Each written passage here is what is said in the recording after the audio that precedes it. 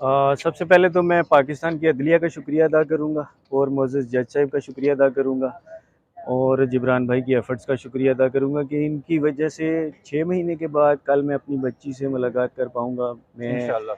मेरी वाइफ़ और बच्ची की छोटी बहनें जो हैं वो 6 महीने के बाद बच्ची से मुलाकात करेंगे।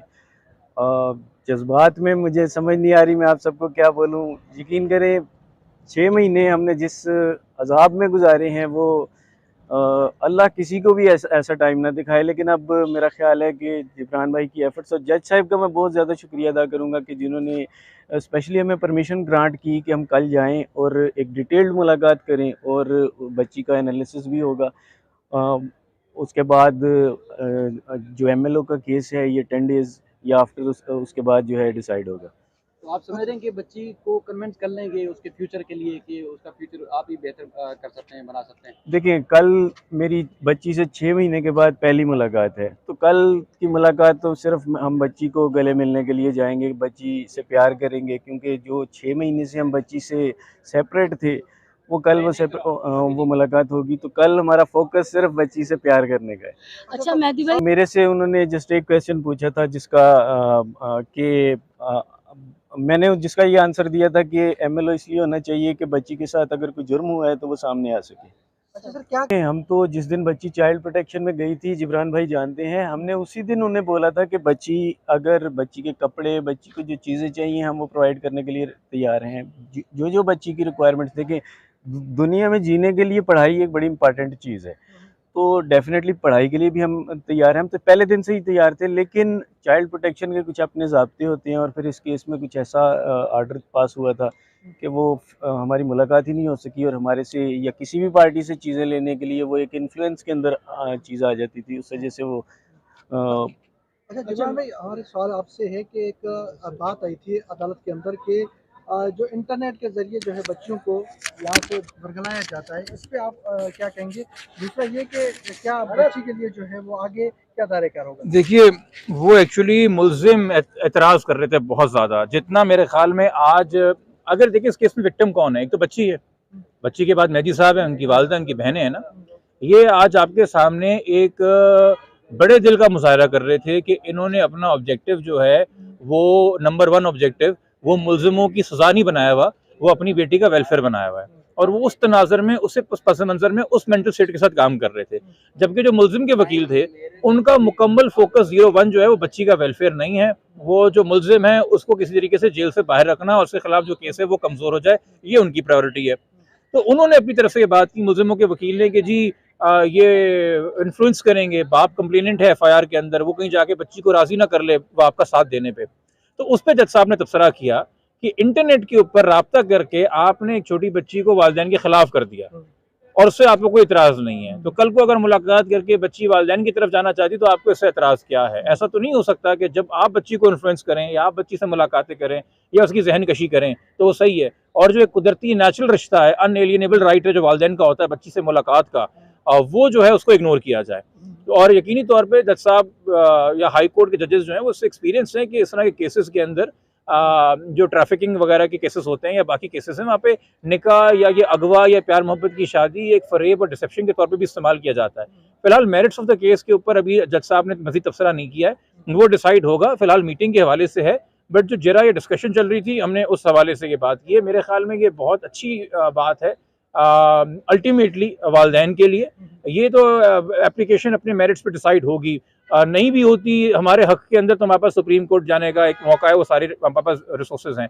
बट जो मैं अप्रिशिएट करूंगा आज जज साहब की विजडम को कि फर्स्ट एंड फॉरमोस्ट उन्होंने इस बात को रियलाइज़ किया कि जो सामने खड़ा हुआ है मेहदी काज़मी, वो रिस्पोंडेंट नहीं, वो एक बाप है।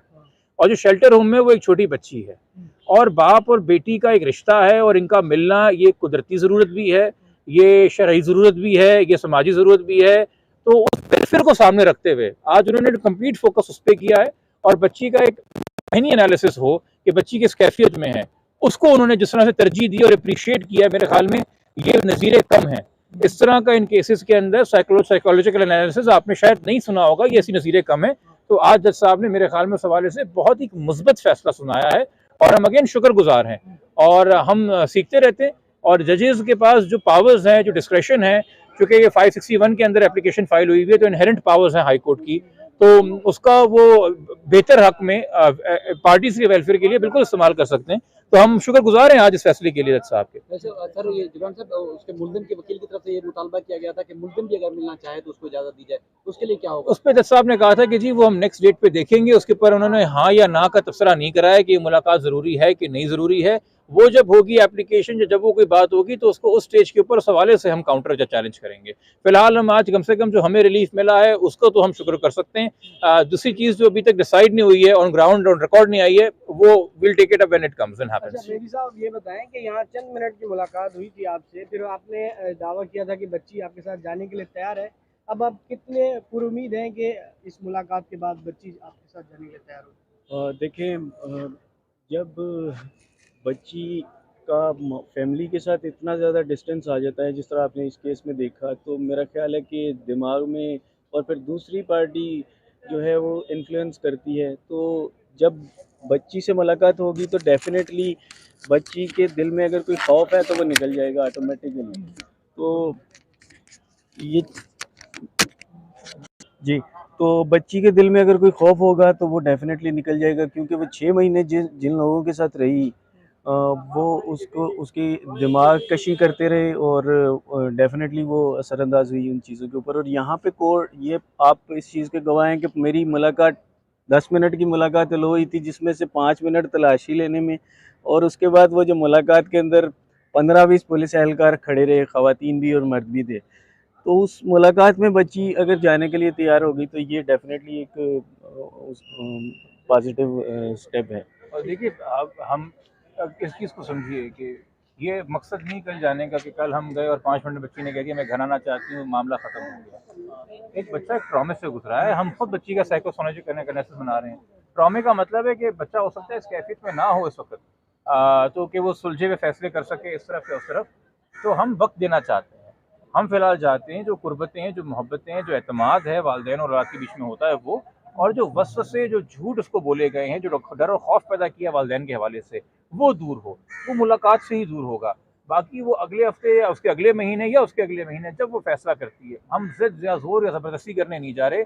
इसलिए आज हमने अदालत से खुद कहा कि जी हमें कोई इतराज़ नहीं है, अगर कोई जज साहब मौजूद हो मीटिंग के दौरान, हमें उससे कोई इतराज़ नहीं है, क्योंकि हम बच्ची का ब्रेन वॉश करने नहीं जा रहे। हम बस बच्ची को ये बात बावर कराने जा रहे हैं कि तुम्हारे वालिदैन जिंदा हैं, वो तुमसे आजीवन मोहब्बत करते हैं, हमेशा मोहब्बत करते रहेंगे और तुम्हारा भला चाहते हैं। मुलाकात ये वन टाइम होगी या देखिए, कल एक मुलाकात है, उसके बाद जज साहिबा से ही कहा है कि वो रिपोर्ट जमा करें फर्दर मुलाकातों के हवाले से। और फिर आपको ये भी पता है कि जो ऑलरेडी मैटर चल रहा है ट्रायल कोर्ट के अंदर विजिटेशन का गार्डियन का, उसका इससे कोई लेना देना नहीं है, वो एक सेपरेट इशू है ऑल टुगेदर। ठीक है, थैंक यू। ठीक है।